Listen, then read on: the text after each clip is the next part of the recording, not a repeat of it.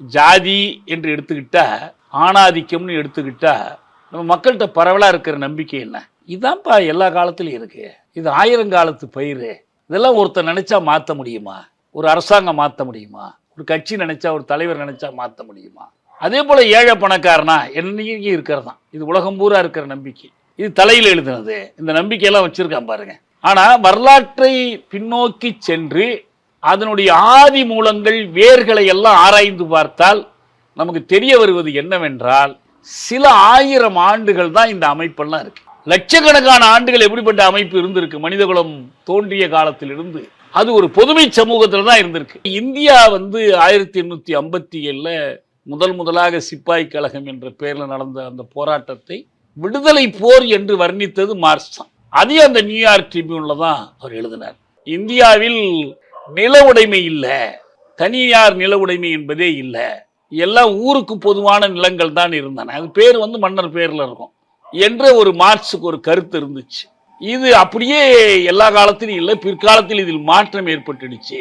முகலாயர் காலத்திய நில உடைமை பற்றிய தகவல்கள் மார்க்ஸுக்கு போய் சேரல என்று யாரு இர்ஃபான் ஹபீப் எழுதுறார். இந்த மேக்ஸ் முல்லர் தான் இந்த இந்துத்துவ சிந்தனைகளுக்கு ரொம்ப அடிப்படை. அவர் தான் சமஸ்கிருதம் தான் எல்லாத்துக்கும் அடிப்படை, அறிவுக்கு அடிப்படை. ஏன்னா இந்த ஆரிய சிந்தனை, இந்தோ ஆரிய மொழிகள், அதுல முதன்மையானது சமஸ்கிருதம். இதுக்கெல்லாம் காரணமா RSS தான். அதனாலதான் அவங்க சொல்றாங்க.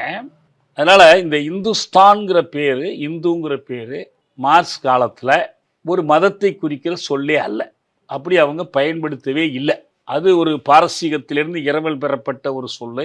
அதை இவங்க வாங்கி பயன்படுத்தி கொண்டாங்க. ஒன்று நிதித்துறை, மார்க்ஸ் அதுக்கு கொடுக்குற பேரு உள்நாட்டு கொள்ளையடிக்கும் துறை. போர், இது வெளிநாட்டில் கொள்ளையடிக்கும் துறை.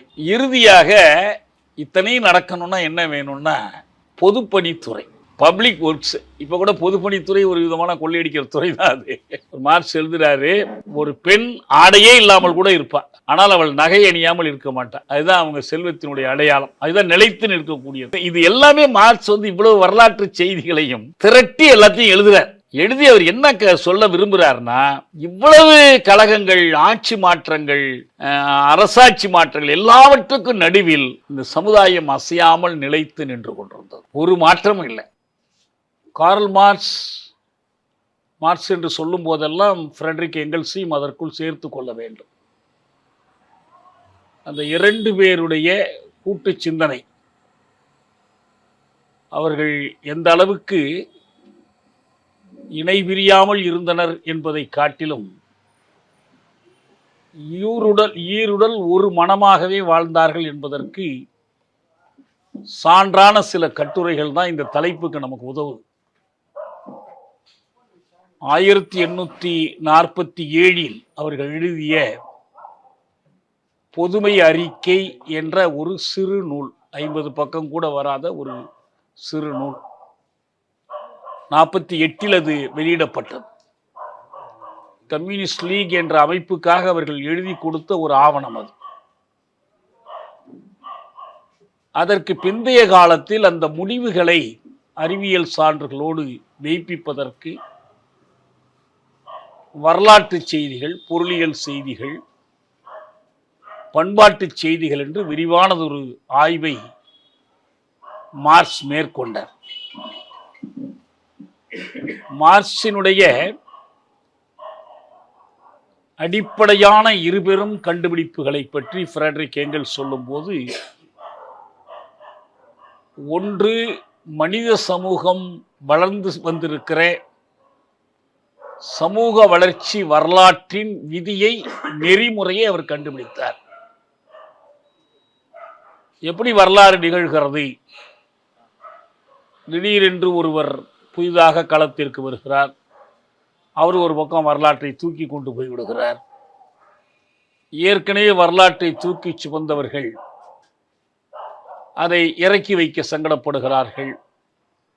ஒருவேளை இவர் பிறக்காமல் இருந்திருந்தால், இவர் பிறந்தாலும் இந்த வேலைக்கு வராமல் இருந்திருந்தால் என்றெல்லாம் அடிக்கடி நாம் விவாதங்களை பார்க்கிறோம். ஆகவே வரலாற்றை தீர்மானிப்பவர்கள் சில தனி மனிதர்கள், சில வீரர்கள், சில பேரழகிகள், சில புலவர்கள், என்பதற்கு மாறாக இயற்கை எப்படி மாறி வருவதும் வளர்ந்து வருவதும்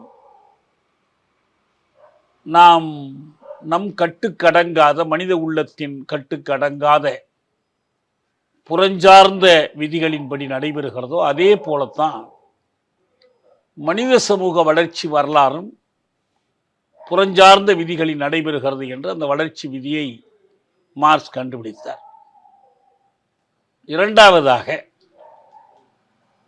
இந்த தான் வாழுகிற இந்த சமூகம் ஆலைகள் முதலாளர்களுக்கு சொந்தமாக இருக்கு, நிலங்கள் நில உடைமையாளர்களுக்கு சொந்தமாக இருக்கிறது, மனிதர்கள் ஒன்று நேரடியான அடிமைகளாகவோ அல்லது பண்ணை அடிமைகளாகவோ அல்லது சுதந்திர மனிதர்களாக இருந்தாலும் கூலிக்கு கட்டுண்ட கூலி அடிமைகளாகவோ இருக்கிறார்கள். இதற்கு அடிப்படை காரணம் என்ன என்பதை அந்த விதியை, மிகை மதிப்பின் விதியை மார்க்ஸ் கண்டுபிடித்தார் என்று எங்கள் சொல்வார். இதற்காக அவர் விரிவாக கடந்த காலம் குறித்தும் நிகழ்காலம் குறித்தும் ஆய்வு செய்ய வேண்டியிருந்தது. அதை லண்டனில் உட்கார்ந்து செய்தார். ஏன்னா அன்றைக்கு புதிதாக வளர்ந்து கொண்டிருந்த நீராவி புரட்சியை தொடங்கி ஹாலந்திலும் ஹாலந்துக்கு பிறகு இங்கிலாந்திலும் தான் பெரிய அளவில் ஆலைகள் தொடங்க பெற்று ஒரு புதிய சமூக ஆற்றல்கள் வந்து கொண்டிருந்தார்கள். அதனால் அங்கிருக்கிற பிரித்தானிய அருங்காட்சியகத்தில் அமர்ந்துதான் அவருடைய ஆய்வுகள் நடைபெற்றன. அப்படி நடைபெறுகிற வேளையில் கிட்டத்தட்ட ஒவ்வொரு நாளும் மார்க்ஸுக்கும் எங்கெல்ஸுக்கும் இடையே கடிதம் போய் வந்து கொண்டிருந்தது. இந்த கடிதங்களில் அவர்கள், ஏன்னா ஃப்ரெட்ரிக் எங்கெல்ஸ் அவர் ஓரளவுக்கு வசதியான ஒரு குடும்பத்தில் பிறந்தவர். அவங்க அப்பா ஒரு மான்செஸ்டரில் ஒரு தொழிற்சாலை வச்சு நிர்வகிக்கிறாரு. இந்த பையனை சும்மா விட்டுருந்தா ஊர் சுற்றி கெட்டு போயிடுவான்னு அங்கே அனுப்பி அந்த வேலையை பார்க்க சொல்கிறாரு. அவர் அந்த வேலையை ஏன் பார்க்குறாருன்னா, மார்க்ஸுக்கு தினமும் ஏதாவது சாப்பாட்டுக்கு வழி செய்யணும், அவர் மனைவி குழந்தைகளுக்கு உதவி செய்யணுங்கிறதுக்காக அங்கே போய் தங்கி அவர் வேலை செய்கிறாரு. அந்த செய்திகள் ஒரு பக்கம். இந்த மார்க்ஸினுடைய மூல முதல் பற்றி குறிப்பிட்டார், உதயன் குறிப்பிட்டார், இதை மொழிபெயர்த்தோங்கிறத பற்றி. இந்த மொழிபெயர்ப்பு நூலில் ஒரு சொந்த முறையில் மார்க்ஸுக்கும் எங்கெல்ஸுக்கும் இடையில் நடைபெற்ற ஒரு கடிதம், அதனுடைய பட அச்சோடு இடம்பெறுது. ஒரு கடிதம் மட்டும்தான், வேற எதுவும் இல்லை. இப்போ நம்ம ஒரு புத்தகத்துக்கு ஒருத்தர் உதவி பண்ணினாங்கன்னா பக்கமாக ஒரு படத்தை போட்டு கடிதம் போட்டு எழுதிக்குவாங்க. இந்த ஒரே ஒரு கடிதம், ஒரு 4 வரி கடிதம், பல ஆண்டுகளாக முயன்று எழுதி முடித்த இந்த நூல் அச்சுக்கு அனுப்பப்படுகிறது. அச்சுக்கு அனுப்பப்பட்டு அதனுடைய முதல் படிவம் மெய்ப்பு திருத்துவதற்காக மார்க்ஸிடம் வந்து சேருது. அதை திருத்தி முடித்த போது, இப்போ ஏறத்தாழ ஒரு 20-25 ஆண்டு கால உழைப்பினுடைய ஒரு பலனை அவர் பார்க்கிறார். அப்போ உணர்ச்சி பூர்வமாக அந்த கடிதத்தை அவர் எழுதுகிறார். இப்போதுதான் அதை திருத்தி முடித்தேன், அந்த ஒரு படிவத்தை நான் திருத்தி முடித்தேன் அப்படின்னு சொல்லிட்டு அடுத்த வரியில் எழுதுவார்,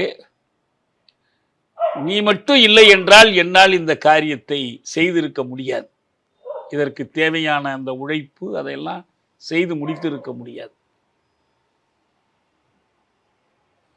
நண்பனே, உன்னை ஆறத் தழுவிக் கொள்கிறேன் அப்படின்னு முடிப்பார். இது ஜெர்மன் மொழியில் எழுதப்பட்டு ஆங்கிலத்துக்கு பெயர்க்கப்பட்டு ஆங்கிலத்திலேருந்து நான் அதை மொழிபெயர்க்கும் போது, எங்கெல்ஸ் அவர்களே, நான் உங்களை ஆறத்தழி, இப்போ என்னோட கிருஷ்ணய்யா எடிட்டர் இருந்தார், அவர் சொன்னார், இப்படி தான் எழுதியிருப்பாங்கன்னு நினைக்கிறீங்க? அப்படி எழுதியிருக்க மாட்டாங்க. நண்பனே உன்னை தழுவிக் கொள்கிறேன் தான் எழுதுவார். 2 பேரும் தமிழர்களாக இருந்தால் வாங்க போங்க நான் பேசிட்டு இருப்பாங்க, போடா அப்படின்னு இருப்பாங்க. அப்படி ஒரு நெருக்கத்தை உங்கள் இதில் வரல, உங்கள் கடிதத்தில் வரலன்னு சொல்லுவார். இதெல்லாம் எழுதிட்டு கீழே எழுதுவார், நீ அனுப்பிய 2 ஸ்டெர்லிங் பணம் கிடைத்ததுன்னு எழுதுவார். அதுலேயும் அவர் அந்த அளவுக்கு வந்து அவங்க கடித தொடர்புகளில் இது அல்லாமல் நீங்கள் மார்க்ஸ் எங்கெல்ஸினுடைய எழுத்துக்கள் தொகுப்பு நூல்கள் என்று எடுத்து பார்த்தீங்கன்னா 2 பேருக்குமான அந்த கடிதங்கள்லேயே வந்து நிறைய செய்திகளை விவாதிப்பாங்க. பிரிட்டனில் புரட்சி எப்படி நடைபெறும், பிரித்தானிய முதலாளர்கள் ஒரு அமைதியான மாற்றத்துக்கு இடமளிப்பார்களா அளிக்க மாட்டார்களா, எல்லாவற்றையும் அவங்க கடிதங்களில் விவாதிப்பாங்க. அவங்க கடிதங்கள் எல்லாமே அது போன்ற செய்திகள் நிறைந்திருக்கும். எந்த அளவுக்கு அவங்க ஒரே கருத்துடையவர்களாக வளர்ந்தார்கள் என்பதற்கு ஒரு வேடிக்கையான சான்று பிற்காலத்தில் கிடைச்சிச்சு. என்னன்னா 1850 தொடங்கி அந்த ஒரு 57 கிட்டத்தட்ட நம்ம இப்போ எடுத்துக்கிட்டு இருக்கிற தலைப்பு வந்து 57 வரைக்கும் வரும். ஒரு 7-8 ஆண்டுகள் மார்க்ஸ் வந்து அமெரிக்காவில் வெளிவந்து கொண்டிருந்த நியூயார்க் ட்ரிபியூன் என்ற பத்திரிகையில் தொடர்ந்து கட்டுரைகள் எழுதினார். அந்த காலத்தில் நடந்த மிக முக்கியமான சில நிகழ்ச்சிகள், அதில் ஒன்று தான் அந்த அமெரிக்காவில் ஆப்ரஹாம் லிங்கன் தலைமையில் உள்நாட்டு போர் நடத்தி அடிமை முறையை ஒழித்தது. லிங்கனுக்கே மார்க்ஸ் ஒரு கடிதம் எழுதுகிறார். நான் கொஞ்ச நாள் முன்னால் முகநூலில் கூட அந்த கடிதத்தை எடுத்து கொடுத்துருந்தேன். அந்த இழப்பதற்கு ஏதுமில்லாத உண்மையான பாட்டாளி வகுப்பு என்றால் அது இந்த அமெரிக்காவில் அடிமைகளாக வாங்கி வரப்பட்டு வேலை வாங்கப்பட்ட அந்த கருப்பர்கள் தான். அவங்க விடுதலை போட்டியெல்லாம் எழுதுவார். அதே போல் இந்தியா வந்து 1857 முதலாக சிப்பாய் கழகம் என்ற பெயரில் நடந்த அந்த போராட்டத்தை விடுதலை போர் என்று வர்ணித்தது மார்க்ஸ் தான். அதே அந்த நியூயார்க் ட்ரிபியூனில் தான் அவர் எழுதினார். கிழக்கிந்திய கம்பெனி எப்படி அங்கே போணுச்சு, கிழக்கிந்திய கம்பெனி இங்கிலீஷ் கிழக்கிந்திய கம்பெனிக்கும் பிரெஞ்சு கிழக்கிந்திய கம்பெனிக்கும் இடையில் நடைபெற்ற மோதல்கள், போட்டிகள் இந்தியாவில். இந்த கட்டுரைகளில் ஒரு சில கட்டுரைகள், அதுக்காக இதை சொல்ல வரேன். எங்கெல்ஸ் எழுதி மார்க்ஸ் பேரில் அனுப்பி வச்சுடுறார், இவருக்கு நேரம் இல்லைன்ட்டு. அதாவது மார்க்ஸ் எழுதினதாக தான் அதில், ஏன்னா அவன் ஏற்றுக்கிறது மார்க்ஸ் எழுதினது தான் அவன் போடுவான் பத்திரிகையில். ஆனால் இவருக்கு நேரம் கிடையாது. அதுக்காக என்ன பண்ணுவார்னா எங்கெல்ஸ் எழுதி மார்க்ஸ் எழுதுனா அனுப்பி விட்டுருவார். ரொம்ப காலம் வரைக்கும் இது மார்க்ஸ் எழுதுனதா எங்கெல்ஸ் எழுதுனான்னு தெரியாது. ஏன்னா ரொம்ப நெருங்கிய நண்பர்கள் 2 பேரையும் பயின்று வருகிறவர்களுக்கு தான் என்ன தெரியும்னா இந்த 2 பேரில் யாருடைய நடை எப்படி இருக்கும், யார் என்ன சொல்லாட்சியை கையாளுவார்கள்ங்கிறது அவங்களுக்கு மட்டும்தான் தெரியும். இப்போ நம்ம அண்மையில் அந்த இது நடந்துச்சு பாருங்க, பாபர் மசூதி தொடர்பாக 5 நீதிபதிகள் தீர்ப்பு எழுதினாங்கல்ல, அதை வந்து ரொம்ப மோசமான செயல், அதை இடித்தது கொடிய குற்றம். அதனால் அந்த இடத்த அவங்கள்ட்டே கொடுத்துருங்க, யார்கிட்ட இடித்தவங்கள்ட்டே கொடுத்து கோயில் கட்டிக்க சொல்லிடுங்கன்னு சொல்லி தீர்ப்பு கொடுத்தாங்க பாருங்கள். அந்த நீதிபதிகள் யாரும் எந்த தீர்ப்பாக இருந்தாலும் நீதிமன்றம், உயர் நீதிமன்றம், உச்ச நீதிமன்றத்தில் 5 பேர் சேர்ந்து எழுதுகிற தீர்ப்பாக இருந்தாலும் சரி, 2 பேர் எழுதுகிற தீர்ப்பாக இருந்தாலும் சரி, யார் அந்த முதல் வரைவை எழுதினாங்களோ அவங்க கீழே வந்து கையெழுத்து போடுவாங்க. அவங்க பேரில் தான் அது வரும். ஆனால் இந்த தீர்ப்பில் யாருமே கையெழுத்து போடல. அவர் ரொம்ப காலம் கழித்து அவர் ஒரு பேர் என்னங்க தலைமை நீதிபதியாக இருந்தார். அவர் என்ன சொன்னார் உங்களுக்கு, சந்திரசூடு, ஒய்வி சந்திரசூடு, அவங்க அப்பாவும் சந்திரசூடு, அதனால தான் எனக்கு உடனே ஞாபகம் வருது. அவர் நல்ல தீர்ப்பெல்லாம் எழுதணும். நான் ஒரே குழப்பமாக இருந்துச்சு என்ன எழுதலான்னு. அப்புறம் கடவுள்கிட்ட கேட்டேன், கடவுள் கட்டளையிட்டபடி நான் எழுதிட்டேன்ட்டார். அவர் எப்படிப்பட்ட ஆள்னா, இப்போ அண்மையில் வந்து இந்த இந்து பயங்கரவாதத்தின் சார்பில் ரயிலுக்கு மற்ற கட்டடங்களுக்கெல்லாம் வெடிகுண்டு வைத்ததாக பயங்கரவாத தடுப்பு சட்டத்தில் கைது செய்யப்பட்டு சிறைக்கு போய் விடுதலையாகி வந்தவங்களோட இவரும் போய் காய் கொடுத்திக்கிட்டு நின்று காட்சி தர்றார். சேர்த்து எடுத்து போட்டிருந்தாங்க, ஒரு முன்னாள் நீதிபதியோட லட்சணத்தை பாருங்கன்ட்டு. அப்போ சந்துரு சொன்னார், அது யார் கையெழுத்துமே போடலைனாலும் பரவாயில்ல, இதை சந்திரசூடு தான் எழுதினாருங்கிறது எங்களுக்கு தெரியும், ஏன்னா நிறைய தீர்ப்புகள் படிக்கிறோம். அது மாதிரி இதில் வந்து மார்க்ஸ் எழுதுனதுங்கிறது இல்லை எங்கெல்ஸ் எழுதுங்கிறது அப்படி நெருங்கியவர்களுக்கு தான் தெரியும். ரொம்ப பின்னால் அதை உடைச்சிட்டாங்க, அதுக்கப்புறமா திரும்ப காசை வாங்கிக்க போகிறான், ஒன்றும் கிடையாது. அதுபோல் எழுதப்பட்ட அந்த கட்டுரைகள், அவங்க எழுதிய கடிதங்கள், குறிப்புகள் ஒரு நேரத்தில் பல விஷயங்களை பற்றி எழுதுகிறாங்க. அது எதுக்கு இதை இன்னைக்கு சொல்கிறேன்னா, முக்கியமாக இன்னைக்கு முகநூலில் ஒரு பதிவு வந்திருக்கு. ரொமிலா தாப்பர் எழுதியிருக்கிறாங்க. அவங்க வந்து ஒரு புகழ்பெற்ற வரலாற்று ஆசிரியர், ஜவஹர்லால் நேரு பல்கலைக்கழகத்தில் எமிரட்டஸ் ப்ரொஃபஸர், அவங்க சிறப்பு பேராசிரியர். அவங்க நிறைய வரலாற்று நூல்கள், அவங்க கோசாம்பி மாதிரி அவங்க இன்னொரு முக்கியமான வரலாற்று ஆசிரியர். அவங்களுக்கு இந்துத்துவ கோட்பாடு உள்ளவர்களுக்கெல்லாம் அவங்க மேலே ஒரு வெறித்தனமான கோபம். அவங்க நேரடியாக மார்க்சிஸ்ட் அல்லது மார்க்சிஸ்ட் கட்சி அல்லது இன்னொரு கட்சியில் உறுப்பினர் அப்படிலாம் இல்லை. ஆனால் அவங்க அணுகுமுறை, ஆய்வு முறை, வரலாற்றை ஆய்வு செய்கிற முறை வந்து மார்க்சிய ஆய்வு முறை தான். கோசாம்பியாக இருந்தாலும், ரொமிலா தாப்பராக இருந்தாலும், ஆர்எஸ் சர்மாவாக இருந்தாலும், இர்ஃபான் ஹபீப், இவங்க எல்லோருமே மார்க்சிய முறையில் தான் இந்திய வரலாற்றை ஆய்வு செய்கிறாங்க. அதில் அவங்களுக்குள்ளேயே நிறைய கருத்து வேறுபாடுகள் உண்டு. இதை எப்படி புரிந்து கொள்ளணும், இதுதான் சரியான முறை. இன்னும் சொல்ல போனால், மார்க்ஸ் வந்து தன் காலத்திற்கு கிடைத்த சில செய்திகளை வைத்துக்கொண்டு சில முடிவுகளுக்கு போனார். ஆனால் அதுதான் சரியாக இருக்கணும்னு அவசியம் இல்லை. உதாரணமாக, இந்தியாவில் நில உடைமை இல்லை, தனியார் நில உடைமை என்பதே இல்லை, எல்லாம் ஊருக்கு பொதுவான நிலங்கள் தான் இருந்தன, அது பேர் வந்து மன்னர் பேரில் இருக்கும் என்ற ஒரு மார்க்ஸுக்கு ஒரு கருத்து இருந்துச்சு.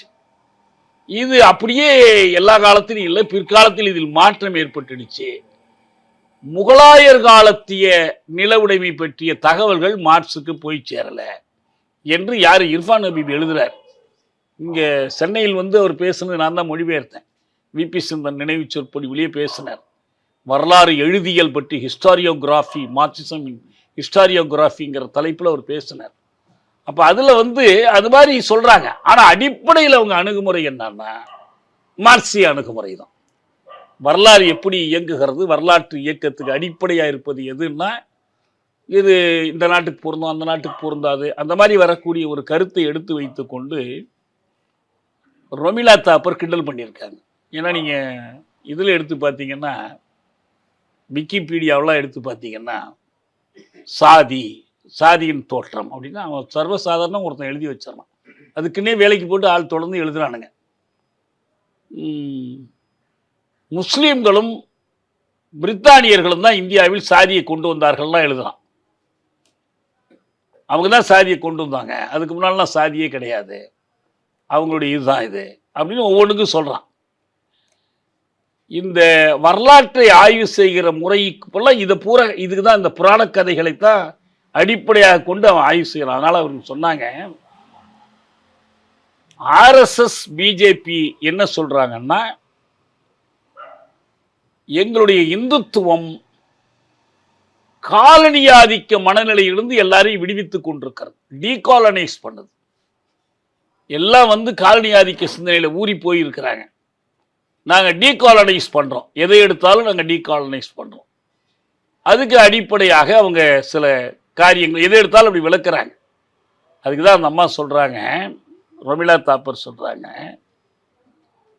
இந்திய வரலாறு பற்றிய ஆர்எஸ்எஸ் கருத்து ஜேம்ஸ் மில்லிடமிருந்து எடுத்துக்கொள்ளப்பட்டது. ஜேம்ஸ் மில்லுங்கிறவர் ஒரு மேற்கத்திய வரலாற்று ஆசிரியர், பொருளியல் அறிஞர். மார்க்ஸ் எல்லாம் கூட அவங்கள மேற்கோள் காட்டியிருக்காங்க. இந்த டேவிட் ரிக்கார்டோ, ஆடம் ஸ்மித் மாதிரியான ஒரு அறிஞர், ஒரு மேற்கத்திய அறிஞர், ஒரு ஆங்கிலேயர். அவரிடமிருந்து எடுத்துக்கொண்டது தான் இவங்களுக்கு இந்திய வரலாறு பற்றிய பார்வை. யாருக்கு? RSS BJP. அதே போல் மேக்ஸ் முல்லர், நம்ம சென்னையில் மேக்ஸ் முல்லர் பவன் ஒரு இடம் இருக்குது. இப்போ நம்ம பிரிட்டிஷ் கவுன்சில் ஃப்ரெஞ்சு கற்றுக்கிற மாதிரி இந்த இங்கே இருக்குது, நம்ம அந்த உத்தமர் காந்தி சாலை இருக்குல்ல, அதுலேருந்து பிரிஞ்சு போகிற ஒரு ரோடு இருக்கும். அங்கே இந்த ஜெர்மன் மொழி கற்றுக்கிறவங்க, முந்தி தான் ஜெர்மன் தூதரகம் உட்பட வச்சுருந்தான், இப்போ அது வேறு இடத்துல வச்சுட்டான். ஜெர்மன் தூதரகம்னா இப்போ ப்ரைவேட்டைஸ் பண்ணிட்டான். விசா கொடுக்கணுன்னா அங்கே போகணும், நம்ம அங்கே போய் கேட்கணும். நூலகம் இருக்குது, நான்லாம் நிறைய நூல்கள் அங்கேருந்து எடுத்துகிட்டு வந்து படிச்சிருக்கோம். மூலதனமே வெவ்வேறு மொழிபெயர்ப்புகள் வந்திருக்கு. இது தவிர நம்ம எங்கெல்ஸ் மற்றவங்க மொழிபெயர்த்தது தவிர அவங்க வேறு மொழிபெயர்ப்புகள் பெங்குவின்லேருந்து போட்டிருக்கிறாங்க. அதெல்லாம் எடுத்துகிட்டு வந்து அங்கே பயன்படுத்தலாம். கெத்தேயினுடைய கவிதைகள் இந்த மாதிரி நிறைய அங்கே கிடைக்கும். அது வந்து மேக்ஸ் முல்லர் பேரில் வச்சுருக்காங்க. இந்த மேக்ஸ் முல்லர் தான் வந்து இந்த இந்துத்துவ சிந்தனைகளுக்கு ரொம்ப அடிப்படை. அவர் தான் வந்து சமஸ்கிருதம் தான் எல்லாத்துக்கும் அடிப்படை, அறிவுக்கு அடிப்படை. ஏன்னா இந்த ஆரிய சிந்தனை, இந்தோ ஆரிய மொழிகள் அதில் முதன்மையானது சமஸ்கிருதம். இதுக்கெல்லாம் காரணமாக வந்து ஆர்எஸ்எஸ் தான். அதனால தான் அவங்க சொல்கிறாங்க, இந்துத்துவம் என்பது மேக்ஸ்முல்லர்கிட்ட தான் இந்துவியம், இந்து சமயம்ங்கிற கருத்துக்களை எடுத்துக்கொண்டது. ஏன்னா ஒரு காலத்தில் இவங்க இந்து சமயம்னு ஒன்று ஒத்துக்கிறவங்க இல்லை. இந்து சமயம் என்பதே தனியாக ஒரு சமயம் கிடையாது, பல சமயங்களின் கூட்டு சேர்க்கை என்பது தான் பார்வை அவங்களுக்கு. ஆனால் இதில் தான் என்ன பண்ணுறாங்கன்னா, அவங்க வந்து வர்ணம், மனு தர்மம் இதைத்தான் வலியுறுத்துகிறவங்க. ஆனால் இப்போ அவங்களுக்கு என்ன தேவைப்படுதுன்னா, அரசியலில் இது ஒரிஜினலாக வந்ததுலேருந்து பார்த்தீங்கன்னா, ஆரம்ப காலத்தில் சைவம், வைணவம், சாக்தம், சௌரபம், கௌமாரம், இந்த 6 சமயங்களையும் தனித்தனியா இருக்கிறத மாற்றி ஒன்றா சேர்த்து அதுக்கு ஒரு பேரு, அதுதான் சண்மதம்னு பேர். இந்த ஷண்மத ஸ்தாபகருங்கிறது தான் நம்ம காலடி சங்கராச்சாரியாருக்கான பட்டமே. இந்த 4 இதை சேர்த்தாருன்னு. இது பிற்காலத்தில் வந்து கிறிஸ்தவ மதத்துக்கும் முஸ்லீம் மதத்துக்கும் எதிராக ஒன்று சேர்ப்பதற்கு இதை ஒன்று சேர்க்க வேண்டியிருந்துச்சு. ஆனால் இந்து மதத்துக்குள்ளேயே சாதி வர்ணம் என்பதை மறுத்த பிரிவுகள் உண்டு. இப்போ கர்நாடகத்தில் லிங்காயத்துன்னு ஒரு பிரிவு இருக்கு. இன்னைக்கு இருக்கிறவங்க எப்படி இருக்காங்களோ தெரில. இது மார்க்ஸுக்கு தெரிந்திருக்கு. லிங்காயத்து சமூகம் பற்றி அவர் குறிப்புகள் எழுதுகிறார். இதில் சாதி ஏற்றுக்கொள்ளுகிற பிரிவுகள், ஏற்றுக்கொள்ளாத பிரிவுகள், பலவிதமான பிரிவு, அவங்கெல்லாம் ஒன்றும் கிடையாது. ஆனால் என்ன தேவைப்பட்டுச்சுன்னா, உங்களுக்கு இந்த வர்ண தர்மத்தை பாதுகாப்பதற்கு, இந்த சமத்துவத்தை போதிக்கக்கூடிய, எல்லா மனிதனும் பிறப்பால் ஒன்றுன்னு சொல்லக்கூடிய கருத்துக்களை மறுப்பதற்கு ஒரு கூட்டணி அமைக்க வேண்டி வந்துச்சு. அதுக்கு இந்துயிசம்னு பேர் கொடுத்தாங்க. இந்த இந்து மதத்தை அரசியலுக்கு கொண்டு வருவது, அரசியலுக்கு பயன்படுத்துவது, இந்தியாங்கிறத ஒன்றுபடுத்துவதற்கான அடிப்படையாக இந்து மதத்தை பயன்படுத்துவது, இதுதான் இந்துத்துவம். இந்த இந்துத்துவம் எதை அடிப்படையாக கொள்ளுதுன்னா, மேக்ஸ்முல்லரை அடிப்படையாக கொள்ளுதுன்னு ரோமிலா தாப்பர் சொல்லிட்டு அப்புறம் எங்கடா நீ வந்து அந்நிய நீக்கம் செய்யறது எங்க, நீ உன்னுடைய நம்பிக்கைகள் எல்லாமே அந்நியர்களை சார்ந்து இருக்கு, ஜேம்ஸ் மில்லையும் மேக்ஸ்முல்லரையும் சார்ந்து இருக்கு அப்படின்னு அவங்க சொல்றாங்க. அதனால இந்த இந்துஸ்தான்கிற பேரு, இந்துங்கிற பேரு மார்க்ஸ் காலத்தில் ஒரு மதத்தை குறிக்கிற சொல்லே அல்ல. அப்படி அவங்க பயன்படுத்தவே இல்லை. அது ஒரு பாரசீகத்திலிருந்து இரவல் பெறப்பட்ட ஒரு சொல்லு. அதை இவங்க வாங்கி பயன்படுத்தி கொண்டாங்க. அன்னைக்கு என்ன பேர்? இப்போ நம்ம வந்து அறிவியல் பாடத்தில், சமூக அறிவியலில், புவியியல் பாடத்தில் இந்திய பெருங்கடல்னு படிக்கிறோம் இல்லையா? இப்போ ஆங்கிலத்தில் இந்தியன் ஓஷன். நாங்கள் படிக்கிற காலத்தில் அதுக்கு பேர் இந்து மகா சமுத்திரம். இன்னமும் நம்ம இலங்கை தமிழர்களை சொல்லுவாங்க. ஏன்னா அவங்களுக்கு அந்த பழைய பாடம் தான் இன்னும் இருக்கு. இந்து மகா சமுத்திரம் வாங்க. இப்போ இந்து மகா சமுத்திரம், அப்போ கிறிஸ்தவ மகா சமுத்திரம் எங்க இருக்கு? முஸ்லீம் மகா சமுத்திரம்லாம் எங்க இருக்கு? அப்ப இந்துங்கிற பேர் வந்து ஒரு புவியியல் பெயர், அது ஜியோகிராபிக்கல் நேம். நீங்க இலங்கைன்னு சொல்ற மாதிரி, இந்தியான்னு சொல்ற மாதிரி, அது ஒரு புவியியல் பேர். அந்த புவியியல் என்ன சொல்லுது? இந்துஸ்தான் அப்படின்னு சொல்லுது. இந்துக்கள் மட்டும் வாழுகிற இடம்லாம் அர்த்தம் இல்லை. இன்னும் சொல்ல போனால், இந்த இந்துஸ்தான்ல வாழக்கூடிய மக்கள் இருக்கிறாங்கல்ல, அவங்க எல்லோருக்கும் சேர்த்து தான் ஹிந்துஸ்னு பேர். மார்க்ஸ் வந்து ஹிந்து அப்படின்னு சொன்னார்னா, இந்த நிலப்பரப்பில் வாழக்கூடிய ஒருத்தன் அர்த்தம். அவன் என்னென்னத்தெல்லாம் கடைபிடிக்கிறான், என்ன மதத்தை சேர்ந்தவன், என்ன மதத்தை நிராகரிக்கிறான் என்பதெல்லாம் கிடையாது. அவர் வந்து அதை இந்துஸ்தான், அதனுடைய நில அமைப்பு, அதனுடைய மக்களுடைய வாழ்க்கை எல்லாவற்றையும் பற்றி நமக்கு வியப்பாக இருக்கிறதுன்னா, அவ்வளவு தொலைவில் இருந்து கொண்டு அன்றைக்கு கிடைக்கக்கூடிய செய்திகளை மட்டும் எடுத்து பயன்படுத்தி கொண்டு அதை அவங்களுக்கு பக்கமாக இருக்கிற நாடுகளோடு ஒப்பிடுறார். இத்தாலியை போலன்னு சொல்றார். இத்தாலி, ஆனால் இது வந்து ஆசியாவுக்குரிய அளவுகளில் ஒரு இத்தாலி. ஒரு இத்தாலி என்ன குட்டி இந்தியான்னு சொல்லலாம். இந்தியாவை வந்து ஒரு பெரிய இத்தாலின்னு சொல்லலாம். இப்போ நமக்கு இமாலயம், அவங்களுக்கு வந்து ஆல்ப்ஸ் மலை இருக்குது. இது வங்கத்து சமவெளி போல அங்கே வந்து லொம்பார்டி சமவெளிகள் இருக்கு. என்று நிறைய ஒப்பிடுறார். அப்போ தீவை கூட சொல்ல விடாமல் சொல்கிறார். நமக்கு இலங்கை தீவு இந்தியாவுக்கு இருக்குதுன்னா அவங்களுக்கு வந்து சிசிலின்னு ஒரு தீவு இருக்குது, நம்மள மாதிரியே இத்தாலியினுடைய நிலப்பகுதியை ஒட்டி இருக்கக்கூடியது. அதே போல் மண்ணின் விளைபொருட்கள் எப்படி இப்பெல்லாம் இருக்குது. ஆனால் இவ்வளவு சொல்லிட்டு அவர் சொல்கிறாரு, ஆனால் சமூக கண்ணோட்டத்தில் இந்துஸ்தான் இத்தாலியாக இல்லை, அது அயர்லாந்தாக இருக்கிறதும்.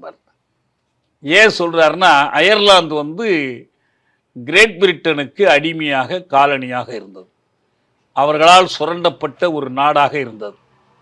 அந்த அயர்லாந்தினுடைய நிலைமையில்தான் இருக்கிறது என்று சொல்லுவார்.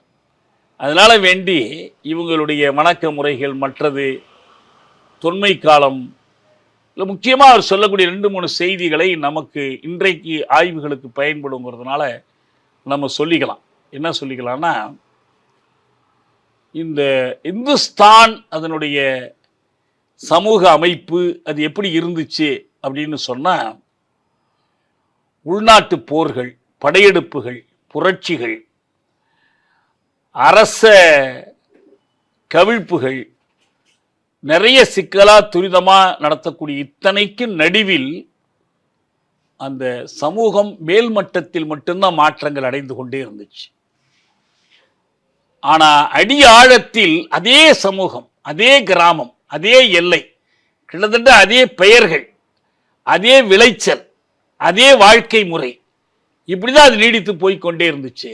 இது பல நூற்றாண்டுகளுக்கு நினைவு கட்டா காலம் தொட்டு இது இப்படிதான் இருந்துச்சு அப்படின்னு சொல்லி அதுக்கு என்ன காரணங்கிறத சொல்றார்.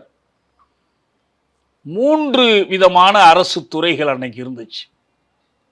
3 துறைகள் என்னன்னா, ஒன்று நிதித்துறை, மார்க்ஸ் அதுக்கு கொடுக்குற பேரு உள்நாட்டு கொள்ளையடிக்கும் துறை. உள்நாட்டில் இருக்கிறவங்களை கொள்ளையடிக்கிறதுக்கு பேரு நிதித்துறை. போர், இது வெளிநாட்டில் கொள்ளையடிக்கும் துறை, இது வந்து போர். இறுதியாக இத்தனையும் நடக்கணும்னா என்ன வேணும்னா பொதுப்பணித்துறை, பப்ளிக் ஒர்க்ஸ். இப்போ கூட பொதுப்பணித்துறை ஒரு விதமான கொள்ளையடிக்கிற துறை தான் அது.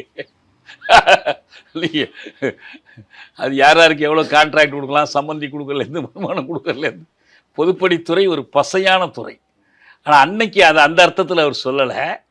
இந்த வரி போட்டு கொள்ளையடித்தல், படையெடுத்து போய் கொள்ளையடித்தல், அப்புறம் இந்த பொதுப்பணித்துறை. பொதுப்பணித்துறை ஏன் தேவைப்படுதுன்னா, இத்தனையும் நடக்கணும்னா என்ன பண்ணணும், நீர்ப்பாசன ஏற்பாடுகள் ஒழுங்காக இருக்கணும். அணை கட்டுறதுலேருந்து, தண்ணீரை முறையாக பாய்ச்சுவதிலிருந்து, வெள்ளம் வருகிற போது சாகுபடி செய்வதிலிருந்து, அந்த தொடர்ச்சியான விளைச்சலை பாதுகாக்கணும். நம்ம வந்து இதுலேயே படிக்கிறோம்ல, மகாபாரத கதையிலேயே சோறு போடுறதுக்குன்னு ஒருத்தர் இருக்கணும். சோறு போட்டுக்கிட்டே இருந்தால் தான் அவன் தொடர்ந்து போய் சண்டை போட முடியும். அதற்கேற்பதான் எல்லாம் பண்ணாங்க. அதனால வேண்டி கால்வாய்கள், அணைக்கட்டுகள் வாயிலாக ஒரு நீர்ப்பாசன பரப்பை வந்து உருவாக்கி வச்சிருந்தாங்க. கீழை நாட்டுக்கே உரியாது. மார்க்ஸ் வந்து அடிக்கடி பயன்படுத்தக்கூடிய ஒரு சொல்லு வந்து ஏஷியாட்டிக்னு சொல்வார். ஆசியானா அந்த கண்டத்தை குறிக்கும். ஏஷியாட்டிக் என்று சொன்னால் ஆசியாவுக்குன்னு ஒரு தனித்தன்மை வாய்ந்த, அது உண்மையிலேயே ஆசியாவுக்குள்ள இருக்கலாம், ஆசியாவுக்கு வெளியில கூட இருக்கலாம், ஒரு ஆசியத்தனம், ஆசியத்தன்மை வாய்ந்த ஒரு பொருள் உற்பத்தி முறை, அதுக்குரிய அரசாங்க முறை, அதற்குரிய கொடுங்கோன்மைகள், இதையெல்லாம் வந்து அவர் ஆசியத்தனம், ஆசியத்தன்மை உள்ளது என்று சொல்றார். இது பாரசீகம்ங்கிறது இன்னைக்கு இருக்கிற ஈரான், பாரசீகத்துக்கும் இந்துஸ்தானுக்கும் எகிப்துக்கும் ஏமனுக்கும் இதெல்லாம் பொருந்தும் அப்படின்னு சொல்றார்.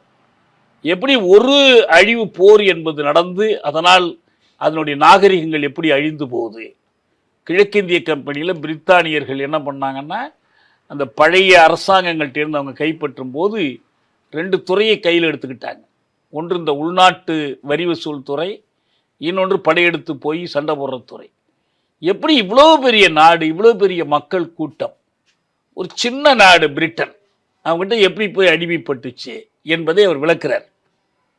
இவர்களுக்கு இடையில் இருக்கிற ஜாதி வேறுபாடுகள், பழங்குடி வேறுபாடுகள், சிற்றரசர்களுக்கு இடையிலான மோதல்கள், பேரரசர்களுக்கு இடையிலான வேறுபாடுகள். இப்போ இவனுக்கு போட்டியாக வந்த மற்ற ஐரோப்பியர்கள், டச்சு கிழக்கிந்திய கம்பெனி, பிரெஞ்சு கிழக்கிந்திய கம்பெனி, அவர்கள் இங்கே படையெடுத்து வந்து, நம்ம ராபர்ட் கிளைவ், டூப்ளே பற்றியெல்லாம் படிக்கிறோம்ல, கடைசியாக ஒரு 7 ஆண்டு போர் நடந்து எல்லையோரத்தில் இருக்கிற ஒரு 5-6 நகரங்கள் தவிர, புதுச்சேரி மாதிரி ஒரு 5-6 இடம் தவிர பாக்கி எல்லாத்தையும் பிரிட்டன் கைப்பற்றி பண்ணிக்கிறாங்க. இத்தனைக்கு நடுவில் சமூக நிலைமைகள்ல ஒரு மாற்றமும் இல்லாமலே இருக்கு. இப்போ அவங்களுடைய முக்கியமான வேலை அன்னைக்கு என்ன? ஒன்று கைத்தறி, இந்த நூல் நூற்றலும் நெசவு செய்தலும். அதுக்கு பிறகு உழவு தான். அவங்களுடைய உழவுக்கும் தொழிலுக்கும்னா, உழவு என்பது விவசாயம்தான், தொழில் என்பது இந்த இதுதான். இப்போ இதிலிருந்து இவங்களுக்கு கிடைக்கக்கூடிய அரிதான பொருட்களை எல்லாம் வெளிநாட்டுக்கு ஏற்றுமதி செய்வது. ஒரு கேள்வி அடிக்கடி எழுப்பப்படுறது என்னன்னா, பிரிட்டன் இந்தியாவுக்கு வந்துச்சு, பிரிட்டிஷ் கிழக்கிந்திய கம்பெனி வந்துச்சு, நேரடியாக பிரிட்டிஷ் அரசு வரல, ஒரு தனியார்கள் சேர்ந்து ஒரு கம்பெனி உருவாக்கி அவங்க நாங்கள் போய் அங்கே வணிகம் பண்ணுறோன்னு ஆரம்பிக்கிறாங்க. 17ஆம் நூற்றாண்டிலேயே தொடங்குறாங்க. வேடிக்கையாக கிராமத்தில் சொல்லுவாங்க, தோல் காய போகிறதுக்கு எங்கள் ஊரில் இடம் இல்லை, கொஞ்சம் இடம் கொடுங்கன்னு வந்து கேட்டான் வெள்ளைக்காரன், தோல் காய போட இடத்த கொடுத்தோம், நாட்டை பிடிச்சிட்டு போயிட்டான்னு சொல்லுவாங்க. முதல்ல அப்படி தான் வந்தாங்க. அப்புறம் வணிக உரிமங்கள் வாங்கினாங்க. அப்புறம் சரக்குகளை சேர்த்து வைக்கிறதுக்கு குடோன்கள், கிடங்கிகள் கட்டணும்னாங்க. அப்புறம் கிடங்கிகளில் திருட்டு போகாமல் இருக்கிறதுக்கு சுற்றி கோட்டை சுவர்களை கட்டணும். அந்த கோட்டைகளுக்குள்ளே கொண்டு வந்து படைகளை நிறுத்தினாங்க. இது எல்லாவற்றையும் செய்து அதனுடைய கொஞ்சம் கொஞ்சமாக தங்களுக்கு ஒரு படையை வச்சுக்கிட்டாங்க. அப்புறம் இவங்க படைகளை பயன்படுத்த ஆரம்பித்தாங்க. இந்த குறுநில மன்னர்களுடைய படைகளை பயன்படுத்த ஆரம்பித்தாங்க. நம்ம இங்கே எப்படி பாளையக்காரர்களோடையெல்லாம் சண்டை போட்டாங்க, இதெல்லாம் ஒரு நீண்ட வரலாறு நம்ம படிச்சிருக்கிறோம். வாரிசு இல்லாமல் ஒரு மன்னர் இறந்து போனால் அந்த அரசை அவர்கள் எடுத்துக்கொள்வது, இந்த வேலைகளை செய்து, இது எல்லாத்துக்கும் கிராமப்புறத்தில் அந்த சமுதாய அமைப்பு அப்படியே இருந்துச்சு என்று அவர் சொல்றார். அப்போ இங்கிருந்து 1818க்கும் 36க்கும் இடையிலான கிரேட் பிரிட்டனிலிருந்து இந்தியாவுக்கு செய்யப்பட்ட ஏற்றுமதி என்பது உயர்வு. அதுக்கு முன்னாலே எல்லாம் இந்தியாவிலிருந்து அங்கே தான் ஏற்றுமதி பண்ணிக்கிட்டு இருந்தாங்க. அதில் தங்கம், வெள்ளி, இந்த கோயில்களில் கொள்ளையடித்தது, பெண்கள் நகை போடுறதை பற்றி சொன்னார் உதயன். ஒரு மார்க்ஸ் எழுதுகிறாரு, ஒரு பெண் ஆடையே இல்லாமல் கூட இருப்பாள், ஆனால் அவள் நகை அணியாமல் இருக்க மாட்டாள். அதுதான் அவங்க செல்வத்தினுடைய அடையாளம், அதுதான் நிலைத்து நிற்கக்கூடியது. அதெல்லாம் இவங்க எல்லாத்தையும் வியாபாரத்துக்கு பயன்படுத்துகிறாங்க. பிரிட்டன் தொழில் வளர்ச்சி பெறணும்னா அதுக்கு 2 தேவைகள் இருக்கு. இது மார்க்ஸ் முதல்ல விளக்கி சொல்றார். அதுக்கு பேர் முதல் திரட்டல்னு பேர். முதல் திரட்டல் அப்படின்னு சொன்னா, ஒன்று நிறைய பணம் சேகரிக்கணும் முதலீடு போடுறதுக்கு. கட்டடம் வாங்கணும், மூலப்பொருள் வாங்கணும்,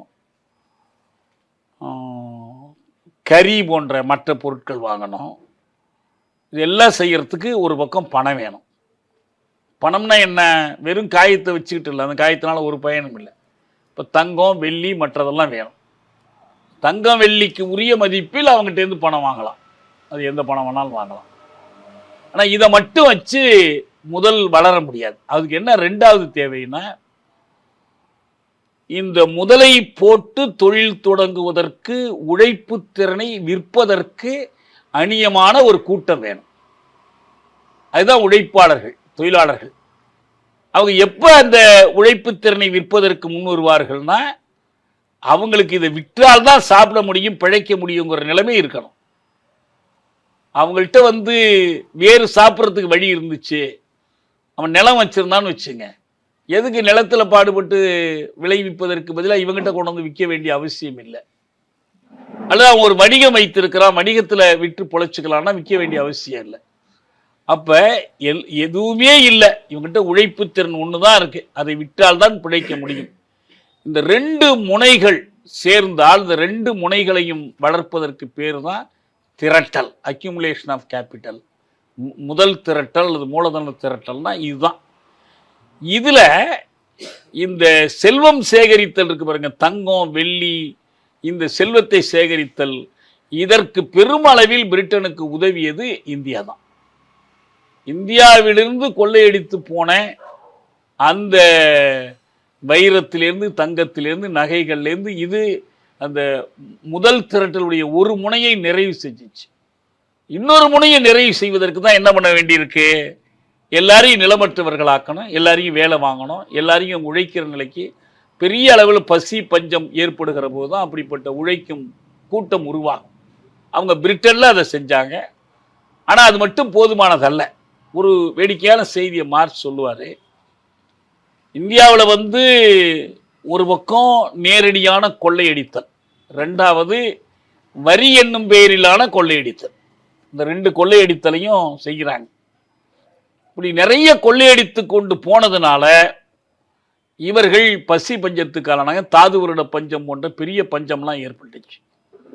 மனிதர்களும் அவர்கள் வளர்த்த கால்நடைகளும் மடிந்து போனாங்க. அவங்க இந்த கொடிய வெயில் இதில் மண்ணோடு மண்ணா இறந்து போனாங்க, எலும்பு கூடுகளா மாறி போனாங்க. இதுக்கெல்லாம் ஆதாரங்களை மார்க்ஸ் எடுத்து கொடுக்குறார். மனுஸ்மிருதியில் வர்ற செய்திகளை கூட எடுத்து கொடுக்குறார். எப்படி உழவன் தனக்கு தீனி சாப்பாடு இல்லைனாலும் அந்த கால்நடையை பாதுகாக்கிறதுக்கு எப்படி போராடுறான்லாம் சொல்லுவார்.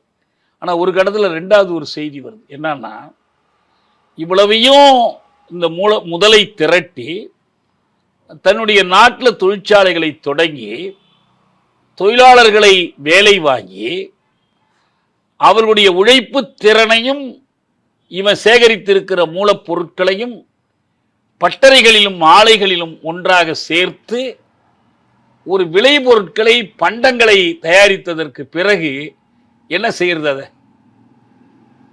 எந்த ஒரு முதலாளியும் அவர் ஒரு பேக்கரி வச்சிருக்கிறாருன்னா பேக்கரியில் தயாரிக்கிற ரொட்டி பூரா அவரே சாப்பிட்டுக்கிறதுக்காக இல்லை. பேக்கரி எங்கே போகணும்? அந்த ரொட்டியை கொண்டு விற்கணும். அவர் இலவசமாக ரோட்டில் போகிறவங்களுக்கெல்லாம் கொடுக்குறதா இருந்தால் அவர் தொழில் செய்ய வேண்டியதில்லை. அப்போ என்ன தேவைப்படுதுன்னா, இந்த வாங்கக்கூடிய சக்தி இருக்கணும். அவர் தேர்ந்து ரொட்டி வாங்கி சாப்பிடக்கூடிய சக்தி உள்ள அதுக்கு தான் சந்தையை உருவாக்குதல்னு பேர். ஒன்று மூலப்பொருட்கள் வேணும், அது நிலத்திலிருந்து கிடைக்கணும். அந்த நிலத்திலிருந்து அதற்குரிய பொருட்களை விளைவிக்க வேண்டிய தேவை வரணும்.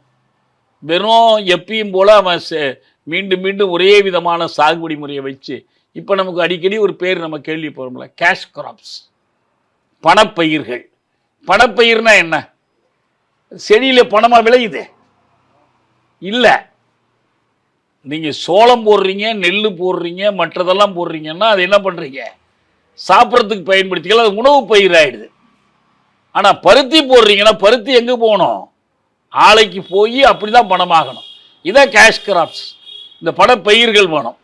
2வது, இவற்றில் வேலை செய்வதற்கு உழைப்பு திறனை கொடுப்பதற்கு முன்வரக்கூடிய உழைப்பாளர்கள் வேணும். அவங்கள்ட்ட உழைப்பு தான் இருக்குது, வேறு வழி இல்லை. இல்லைன்னா அவர் பட்டினி கிடக்க வேண்டியதுதான். எனவே அவர் தன்னுடைய உழைப்பு திறனை அவர்கிட்ட கொண்டு போய் கொடுக்கணும். 3வது, இந்த உழைப்பு திறனை கொண்டு மூலப்பொருட்களை செய்பொருட்களாக மாற்றிய பிறகு அவற்றை வாங்கி பயன்படுத்துவதற்கான ஆட்கள் வேணும். இதுதான் சந்தை. இப்போ இந்த 3ம் தேவைப்படும் போது அதற்கு பிரிட்டன் என்ன பண்ண வேண்டியிருந்துச்சு? ஏன்னா பிரிட்டன் ஒரு சின்ன நாடு. அங்கேயே தொழிலாளியை வேலை வாங்கி அங்கேயே ஆலை நடத்தி அதனுடைய விளைச்சலை கொண்டு என்ன பண்ண முடியாது?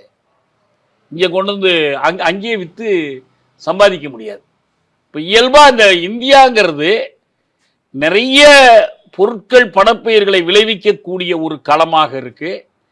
2 உழைப்பாளர்களை கொண்ட களமாக இருக்கு. 3 இந்த செய்பொருட்களை விற்பதற்குரிய சந்தையாக பயன்படக்கூடிய களமாக இருக்கு. அங்கதான் முக்கியமான ஒரு சர்ச்சையை எழுப்புறாங்க. இப்போ இன்னைக்கு வரைக்கும் கூட சொல்லுவாங்க, ரயில் வந்துடுச்சுன்னா போதும், ரயில் ஓடுனா அப்புறம் சாதியெல்லாம் ஒளிஞ்சிரும்னு மார்க்ஸ் சொன்னார். உண்மை அப்படி இல்லை. ஏன்னா நம்ம நேரடியாகவே அவங்க சொல்லியிருக்கிறதெல்லாம் எடுத்து படித்தோம்னா அவர் என்ன சொல்கிறாருன்னா, நீங்கள் ஒரு அகண்ட பரந்த நாட்டில் கடல் வழியாக கொண்டு இறக்கக்கூடிய அந்த சரக்குகளை உள்நாட்டுக்கு எடுத்துக்கிட்டு போகணும். அதே போல உள்நாட்டில் கிடைக்கக்கூடிய பருத்தி மற்ற பணப்பயிர்களை துறைமுகத்துக்கு கொண்டு போய் தான் பிரிட்டனுக்கு ஏற்றி கொண்டு போகணும். இது 2க்கும் என்ன தேவை? ரயில் பாதைகள் அமைக்கணும், இருப்பு பாதைகள் அமைக்கணும். இதை தவிர ஒரு அரசியல் காரணமும் இருக்கு. என்ன அரசியல் காரணம்? பிரித்தானிய அரசுக்கு எதிராக, வரி கொடுமைக்கு எதிராக, இந்த மன்னர்களுக்கு இடையில் சண்டை மூட்டி விடுறதுக்கு எதிராக கலகங்கள் நடக்கும்போது அந்த கலகங்களை ஒடுக்கணும். அந்த கலகங்களை ஒடுக்கணும்னா படைகள் இடத்துக்கிடம் விரைவாக நகரணும். நான் சொன்ன முதல்ல 1857 இந்தியாவில் நடந்த, நம்ம பாடப்புத்தகத்தில் பிள்ளைங்களுக்கு சொல்லி கொடுக்குறாங்க பாருங்க, சிப்பாய் கலகம்னு, சிப்பாய் மியூட்டினின்னு சொல்லி கொடுக்குறாங்கல்ல. மார்க்ஸ் தான் முதல்ல அதை முதல் இந்திய விடுதலை போர்னு பேர் கொடுத்தார். அந்த சிப்பாய் கலகம் நடப்பதற்கான காரணிகளாக 2 காரணிகளை சொல்லுவாங்க.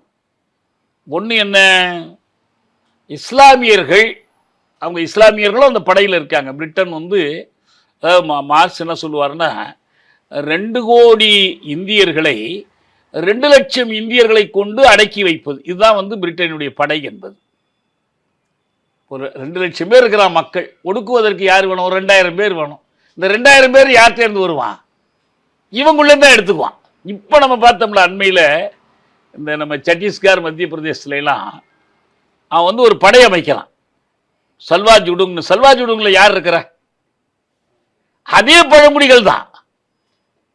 அப்போ 1 கோடி பழங்குடிகளை ஒடுக்குவதற்கு ஒரு 1000 பழங்குடிகளை கொண்டு படை அமைப்பது. அத்தனை படை வீரனும் வெள்ளக்காரனாவே இருந்தான்னா அவன்கிட்ட ஏது அவ்வளவு வெள்ளக்காரன்? அதிகாரிகள் மட்டும் அவனா இருப்பான், அல்ல அவனுக்கிட்ட முழு விசுவாசமாக உருவாக்கப்பட்டவனா இருப்பான். அந்த மாதிரி அவன் செய்யும்போது அந்த முஸ்லீம்கள் அந்த அப்பெல்லாம் ஒரு தோட்டாக்களை இப்போ மாதிரிலாம் மிஷின் கன் மாதிரி டக்குன்னு தொட முடியாது. அதை பல்லில் கடித்து அந்த கொழுப்பை எடுத்துட்டு தான் அந்த தோட்டாவை போட்டு சுடணும். அவன் என்ன சொன்னா, இந்த இஸ்லாமிய சிப்பாய்களுக்கு கொடுக்கப்படுற தோட்டாவிலையெல்லாம் பன்றி கொழுப்பு தடவி இருக்கு, இந்து சிப்பாய்களுக்கெல்லாம் மாட்டு கொழுப்பு தடவி இருக்குது அப்படின்னு ஒரு கதை பரப்பிட்டாங்க. எனவே இதை எதிர்த்து கலகமாக அது மாறுனுச்சுன்னு சொல்லுவாங்க. அது மட்டுமே காரணமாக இருக்க முடியாது. அதை தவிர அவங்களுக்கு என்ன காரணம் இருந்துச்சுன்னா, இப்போ நம்ம அந்த ஜான்சி ராணி லக்ஷ்மிபாய் கதையிலெல்லாம் படிக்கிறோம் பாருங்க, அந்த அரசுகளை எல்லாம் கைப்பற்றுவது, குறுநில மன்னர்களை எல்லாம் அதிகாரம் இழக்கச் செய்வது, இதுவும் உழவர்களிடமிருந்து அடித்த கொள்ளை, வரி கொள்ளை. அந்த வரி கொள்ளையினால் பாதிக்கப்பட்ட அந்த உழவர்கள், இந்த உழவர்கள் தான் பிரிட்டானிய படையிலே சிப்பாய்களாக இருக்கிறாங்க. இப்போ நம்ம இதில் படிக்கிறோம்ல, பீமா கொரேகான் வழக்கில் படிக்கிறோம்ல, அவங்க யார்? அவங்களாம் தாழ்த்தப்பட்ட மக்கள், அவங்க மத்தியிலேருந்து படையில் சேர்ந்துருக்கிறாங்க. அவங்கள பயன்படுத்தி தான் அவன் அந்த பேஷ்வாக்களோட சண்டை போடுறான், பிரிட்டன் சண்டை போடுறான். அப்போ இந்த 2 விதமான கலகமும், அதாவது மன்னர்களுக்கு இடையில் மூண்ட மோதல்னால ஏற்பட்ட கலகமும் இந்த உழவர்களுடைய கலகமும் சேர்ந்து தான் இந்த சிப்பாய் கலகமாக அது வெடிக்குது. அதுதான் இவர் முதல் இந்திய விடுதலை போர்னு அழைக்கிறார். அதில் ஒரு சம்பவம் ஒன்று சொல்லுவான். டெல்லியில் வரிசையாக இந்த சிப்பாய் கழகத்தில் ஈடுபட்டவர்கள் இருக்காங்க பாருங்க. பிரிட்டிஷ் படையில் இருந்து கொண்டு பிரிட்டிஷ் ராணிக்கு விசுவாசமாக இல்லாமல் பிரிட்டிஷ் படைகளை எதிர்த்து சுட்டவங்க, சண்டை போட்டவங்கள வரிசையாக தந்தி கம்பங்களில், லைட்டு கம்பத்துல எல்லாம் தூக்கில் போடுறான், வரிசையாக தூக்கில் போடுறான். அப்போ ஒருத்தனை தூக்கு மேடைக்கு அழைத்து செல்லுகிற போது அவன் கத்துறான், இந்த கேடுகட்ட தந்தி கம்பிதான் என் கழுத்தை நெரிக்கிறதுன்னு அவன் கத்துவான். அது என்ன அர்த்தம்னா, எப்படி ரயில் பாதைகளை கொண்டு இந்த போராட்டங்கள் ஒடுக்கப்பட்டுச்சோ அதுபோல இவங்க குறுநில மன்னர்களும் இந்த சிப்பாய் கழகம் பண்றவங்களும் புறாகிட்ட செய்தி அனுப்பணும், குதிரை வேலை ஆளை ஏற்றி அனுப்பணும், நேரில் ஆள் அனுப்பணும், அப்படிலாம் இருந்ததுக்கு பதிலாக அவங்ககிட்ட இன்னைக்கு புதுசாக என்ன கறி வந்துடுச்சு? தந்தி கம்பம் வந்துடுச்சு, தந்தி வந்துடுச்சு. இந்த தந்தியில் அவனால் என்ன பண்ண முடிஞ்சுன்னா, இந்த பக்கத்துலேருந்து படை வருது, இவ்வளவு தேவைப்படுது, இவ்வளவு ஆயுதங்கள் தேவைப்படுது, அவனுடைய படை இந்த இடத்துல முகாமிட்டிருக்கு, அதை அழிக்கணும். அப்படி தான் அதை பூரா ஒடுக்குனாங்க. அதனுடைய அடையாளமாகத்தான் கடைசி முகலாய மன்னர். அது கூட மார்ச் சொல்லி தான் நம்ம புதுசாக ஒரு செய்தியாக சொல்கிறாங்க. எப்படி இந்த முகலாயர்னு பேர் வந்துச்சுன்னு சொல்கிறார். அவங்க உண்மையில் மங்கோலியர்கள். ஆனால் இவங்க உண்மையில் வந்தவங்க முகலாய மன்னர்கள். அதுக்கு முன்னால் பல்வேறு முகமதிய மன்னர்கள் மற்றவங்களாம் வர்றாங்க. பாரசீகத்திலேருந்து வர்றாங்க, கிரேக்கத்திலேருந்து அலெக்சாண்டர் வர்றான், பல மன்னர்கள் வர்றாங்க. ஆனால் இவங்க வந்து துருக்கியிலேருந்து வர்றவங்க. இந்த துருக்கி என்பதிலிருந்து தான் துருக்கர் வந்து, துருக்கர் தான் என்னாச்சு துலுக்கர் ஆனது. துருக்கர்னு சொல்றத நம்ம இப்ப எடப்பாடி சொல்றாருல, திருப்பி திருப்பி சொல்லிக்கிட்டே இருக்கிற கேட்க மாட்டேங்கிறாங்கிறார். அவருக்கு திருப்பின்னு வரமாட்டேங்குது. திருப்பி திருப்பியும் பாரு, திருப்பி திருப்பிய திரியிற மாதிரி இது துருக்கர் துலுக்கரா தெரிஞ்சிச்சு. அதுபோல மார்ச் சொல்றாரு, இந்த மங்கோல்ங்கிறது முகலாயர் என்று தெரிஞ்சிடுச்சுங்கிறார். ஆனா நினைச்சுக்கிட்டாங்களாம், அவங்க உண்மையில மங்கோலியர்கள் இல்லை. அவங்க துருக்கியிலேருந்து வந்தவங்க தான். ஆனால் இவங்க மங்கோலியர்னு நினைக்கிறாங்க. நினைச்சுக்கிட்டு அந்த பேரை கொடுத்துட்றாங்க. அது நிலைச்சு போகுது. இந்த கடைசி முகலாய மன்னர் தான் இந்த சிறு குறுநில மன்னர்கள்லாம் சேர்ந்து இந்தியாவினுடைய பேரரசர்னு அறிவிக்கிறாங்க. ஏன்னா பிரிட்டனை எதிர்த்து போரிடும் போது தங்களுக்கு ஒரு தலைமை வேணும்ல, ஏதாவது ஒரு அரசர் வேணும்னு அவர் அறிவிக்கிறாங்க. அவரை ஆரம்பத்திலே பிரிட்டிஷ்காரன் பிடிச்சி கொண்டு போய் பர்மாவில் இருக்கக்கூடிய மண்டலே சிறைச்சாலையில் அடைச்சி சிறையிலேயே அவர் இறந்தும் போயிட்டார். அவர் தான் கடைசியாக இந்தியாவினுடைய கடைசி சக்கரவர்த்தி அந்த மன்னர் தான். அது ஒரு தனிக்கதை. இது எல்லாமே மார்க்ஸ் வந்து இவ்வளவு வரலாற்று செய்திகளையும் திரட்டி எல்லாத்தையும் எழுதுறார். எழுதி அவர் என்ன சொல்ல விரும்புகிறார்னா, இவ்வளவு கழகங்கள், ஆட்சி மாற்றங்கள், அரசாட்சி மாற்றங்கள் எல்லாவற்றுக்கும் நடுவில் இந்த சமுதாயம் அசையாமல் நிலைத்து நின்று கொண்டிருந்தது. ஒரு மாற்றமும் இல்லை. அதே ஊர் தலைவன் தான், அதே தலையாரி தான், அதே கர்ணம் தான். அந்த பேர்லாம் கூட கொடுக்குறாரு. கர்ணம், தலையாரி, இந்த நீர் தலையாரி, காவல் தலையாரி எல்லாம் அப்படியே இருக்கு. பட்டேல் ஊர் பட்டேல். அவர் பெரும்பாலும் அந்த வடநாட்டு செய்திகள் தான். நமக்கு அப்பெல்லாம் இந்த ஆட்சி தமிழ்நாட்டுக்கு வராத காலத்துல நம்ம தமிழ்நாட்டு பேர். ஆனா கர்ணம் வருது. கர்ணம் அங்கேயும் அதே பேர் தான் போல் இருக்கு. கர்ணம், தலையாரி வருது. இது எல்லாத்தையும் எழுதுறாரு. அதுல என்ன சொல்றாருன்னா, பிரிட்டன் இதில் தலையிட்டு அவனுடைய சந்தை தேவைகளுக்காக இதில் ஒரு மாற்றத்தை கொண்டு வந்தான். இந்திய சமுதாயத்தில் விரும்பியோ விரும்பாமலோ பிரிட்டன் ஏற்படுத்திய ஒரு புரட்சியாக இது அமைந்தது. அதுவரை அசைவில்லாத சமுதாயம் அசைவுற்றது. அப்படி அசைவுற்றதற்கு பிறகு அந்த ஆட்சியை எப்படி நடத்தி அவங்கள்டேருந்து எப்படி மேற்கொண்டு சுரண்டணும், எல்லா மன்னர்களையும் தென் கீழே கொண்டு வந்துட்டான். பேருக்கு தான் வந்து 1857க்கு பிறகு 58 வந்து இனிமேல் இருக்கிற மன்னராட்சிகளை நான் ஒன்றும் தொந்தரவு பண்ண மாட்டேன், தீண்டுவதில்லைன்னு கொண்டு வர்றான். அதை மீறி வந்து கொண்டுட்டு வந்துடுறான். ஆனால் என்ன இதிலிருந்து நமக்கு முக்கியமான படிப்புன்னா, இவ்வளவு மாற்றங்களுக்கு நடுவில் அந்த சமூகம் நிலைத்து நின்றதற்கான உண்மை காரணத்தை மார்க்ஸ் வந்து இந்த ஆசிய வழி உற்பத்தி முறை என்ற அந்த சொல்லில் கொடுக்குறார். ஏன்னா பொதுவாக மார்க்சிஸ்டுகள், மரபு வழி மார்க்சிஸ்டுகள், மார்க்சியத்தை ரொம்ப மேலெழுந்த வாரியாக புரிந்து கொள்ளுகிறவர்கள், அவங்க ஒரு நம்பிக்கை என்ன வச்சுருக்காங்கன்னா, நம்ம சமூக அமைப்புகள் எல்லாம் சில படிநிலைகளை கடந்து வருது. இப்போ நான் முன்பே சொன்ன மாதிரி அது எல்லா சமூகங்களுக்கும் பொருந்தும்.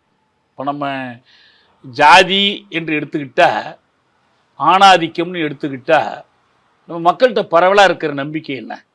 இதான்ப்பா எல்லா காலத்துலையும் இருக்கு, இது 1000 காலத்து பயிர், இதெல்லாம் ஒருத்தர் நினைச்சா மாற்ற முடியுமா? ஒரு அரசாங்கம் மாற்ற முடியுமா? ஒரு கட்சி நினைச்சா, ஒரு தலைவர் நினைச்சா மாற்ற முடியுமா? அதே போல ஏழை பணக்காரனா என்னைக்கு இருக்கிறது தான். இது உலகம் பூரா இருக்கிற நம்பிக்கை. இது தலையில் எழுதுனது. இந்த நம்பிக்கையெல்லாம் வச்சிருக்கான் பாருங்க. ஆனா வரலாற்றை பின்னோக்கி சென்று அதனுடைய ஆதி மூலங்கள், வேர்களை எல்லாம் ஆராய்ந்து பார்த்தால் நமக்கு தெரிய வருவது என்னவென்றால், சில 1000 ஆண்டுகள் தான் இந்த அமைப்பெல்லாம் இருக்கு. லட்சக்கணக்கான ஆண்டுகள் எப்படிப்பட்ட அமைப்பு இருந்திருக்கு? மனிதகுலம் தோன்றிய காலத்திலிருந்து அது ஒரு பொதுமை சமூகத்தில் தான் இருந்திருக்கு. உடமே இல்லை, அதுக்கு தேவைப்படலை, அப்படி ஒரு சமூகத்தை அது தூண்டலை. அன்னைக்கு இருக்கிற உற்பத்தி திறன்களுக்கு அது தேவைப்படலை. ஆனால் இதுதான் வந்து நிலை, என்றைக்கு நிலைங்கிற அந்த நம்பிக்கை இருக்கு பாருங்க. அதில் ஒரு சமூக அமைப்பு எப்படி படிமலர்ச்சி கண்டு வந்தது, நீங்கள்லாம் நிறைய இதில் புத்தகங்களில் படிப்பீங்க. ஒரு தொல் பொதுமை குமுகம், அப்புறம் ஒரு அடிமை, ஆண்டான் அடிமை குமுகம், அதிலேருந்து வந்து ஒரு நிலக்கிழாரிய குமுகம், நிலக்கிழாரிய சமூகம், நிலப்பிரபுத்துவ சமூகம், அப்புறம் முதலாளித்துவம், அப்புறம் சோசியலிசம், இப்படி தான் சொல்லி கொடுப்பாங்க. இது வந்து இப்போ ஒரு மனிதனுடைய பருவ காலங்களை, இது குழந்தை பருவம், மழை பருவம், அப்போ இவன் சிற்றிளம் பருவம், அப்படி வரிசையாக சொல்கிற மாதிரி ஒரு வகைப்பாடு தானே தவிர இது ஒவ்வொன்றையும் தனித்தனியாக பிரித்து ஒன்று போய் இன்னொன்று வருவதற்கான ஒரு படிவரிசை ஏற்பாடெல்லாம் ஒன்றும் கிடையாது. சில சமூக அமைப்புகள் இந்த ரெண்டு தன்மைகளோடு இருக்கும். நான் மார்க்சியம் ஆனாவண்ணாவிலேயே எழுதியிருக்கிறேன். இப்போ நம்ம இந்த 5 வகையான சமூக அமைப்புகளை தோல் பொதுமை, அடிமை குமுகம், நிலக்கிழாரியம் அப்படின்னு சொல்கிறோம். அப்போ சாதி சமூகம் எதில் சேர்ந்தது? இதுக்கு தான் மார்க்ஸோட இந்த ஆசிய வழி உற்பத்தி முறையில் பதில் இருக்கு. என்னன்னா, அது ஒரு அடிமை சமூகம் இல்லை. அடிமை சமூகம்னா மனிதன் நேரடியாக ஒரு கால்நடையை போல அவனே அடிமையாக இருக்கணும். அல்லது ஒரு நிலக்கிழாரிய சமூகம்னா நில உடைமை இருக்கணும், தனி நில உடைமை இருக்கணும். அதை பண்ணை அடிமை முறையில் சாகுபடி பண்ணணும். அவன் பகுதி நேரம் தனக்காகவும் பகுதி நேரம் நிலக்கிழாருக்காகவும் உழைக்கணும். இந்த ரெண்டும் இல்லாத ஒரு சமூக அமைப்பு, அதுதான் இந்த ஆசிய வழி உற்பத்தி முறை. இதை பற்றி விரிவாக ஆய்வு செய்து, இப்போ இதுக்கு சில தகவல்கள் நான் முன்பே சொன்ன மாதிரி நிலத்தில் தனி உடைமை இல்லைங்கிற அனுமானத்திலேருந்து அதுக்கு போனாரு அப்படிங்கிறத வைத்து அதை அடியோடு புறந்தள்ளுவது எங்கே போய் விடுதுன்னா, ஒரு சாதி பொருளாக்கம், சாதிய பொருளாக்க முறை என்ற ஒன்றை கவனிப்பதில்லை. முதலாளின்னா அவன் எப்படி சாதிய முதலாளியாக இருக்க முடியும்? முதலாளித்துவத்துக்கு சாதி கூடாது இல்லை. யார் காசு கொடுத்தாலும் அவனுக்கு பொருளை கொடுக்கணும், யார் உழைப்பை கொடுத்தாலும் அவனுக்கு கூலியை கொடுக்கணும், அதான முதலாளித்துவம். ஆனால் இங்கே அப்படி இல்லையே. சாதிய முதலாளித்துவமாக இருக்கு, சாதிய நில உடைமையாக இருக்கு. இன்னும் சொல்ல போனால் தொழிலாளர்களுக்குள்ளேயே மூளை உழைப்பாளிக்கு ஒரு சாதி இருக்கு, உடல் உழைப்பாளிக்கு ஒரு சாதி இருக்கு. இதுல இழிவான வேலை செய்கிறவன் ஒரு சாதியா இருக்கான், இன்னொருத்த உயர்ந்த வேலையில் ஈடுபடுறவன் இன்னொரு சாதின்னு கருதப்படுறான்.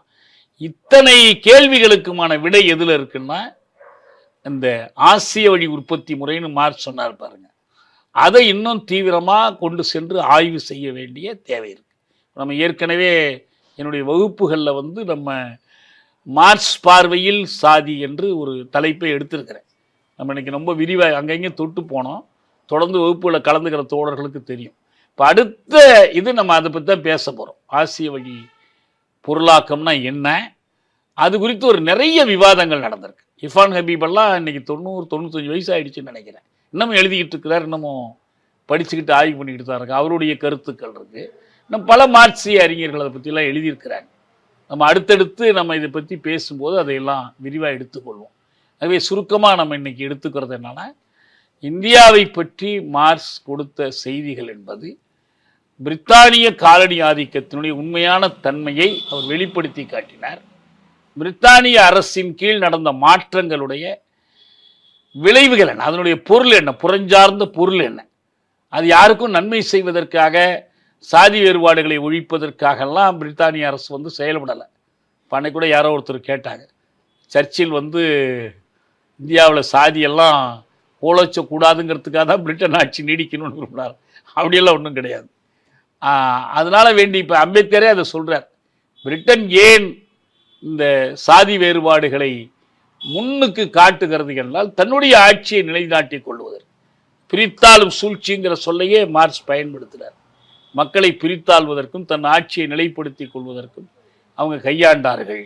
அதனுடைய தொடர்ச்சியாக மார்க்சினுடைய அந்த புரிதல், இந்தியாவினுடைய பொருளாக்க முறை பற்றி, இந்திய கிராம சமுதாயம் பற்றி, இந்தியாவினுடைய மன்னராட்சிகளை பற்றி, இந்தியாவில் ஏற்பட்ட அயலாட்சியை பற்றி, இன்னும் சொல்ல போனால் பிரித்தானிய நாடாளுமன்றத்தில் நடந்த விவாதங்களை எல்லாம் அவர் எடுத்து காட்டுறார். இப்போ இது எல்லாவற்றையும் பின்னணியாக வைத்து தொடர்ந்து இந்திய சமூகத்தை ஆய்வு செய்வதற்கும், இந்திய சமூகத்தில் மாற்றத்திற்காக உழைப்பதற்கும், அதன் ஒரு பகுதியாக தமிழகத்தில் நாம் செய்ய வேண்டிய மாற்றங்களுக்கும் உதவியாக இருக்கும். நான் இதோடு நிறைவு செய்கிறேன்.